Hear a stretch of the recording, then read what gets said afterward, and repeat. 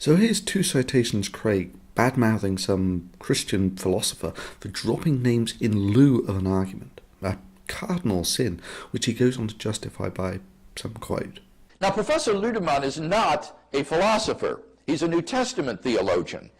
And his procedure here of merely dropping names of famous philosophers is sadly all too typical of theologians. Thomas Morris, a Christian philosopher, comments in his book, Philosophy and the Christian Faith.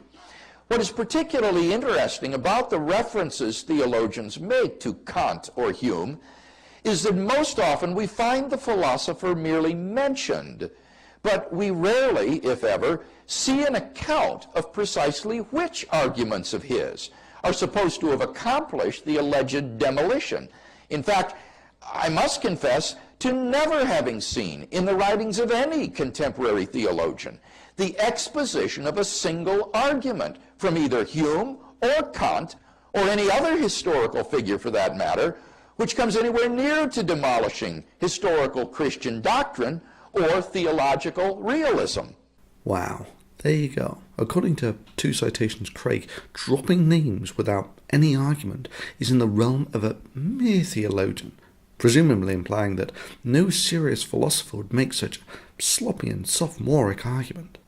So let's see how a professional philosopher tackles the substance of this theologian's argument directly after chastising him for the clear philosophical impotence of merely dropping names with all of the arguments detached. Take it away, two citations. Or theological realism. Hume's argument against miracles was already refuted in the 18th century by Paley, Less, and Campbell, and most contemporary philosophers also rejected as fallacious, including such prominent philosophers of science as Richard Swinburne and John Earman, and analytic philosophers such as George Mavrodes and William Alston. Even the atheist philosopher Antony Flew. Holy shit. And his procedure here of merely dropping names of famous philosophers is sadly all too typical of theologians. Humiliation.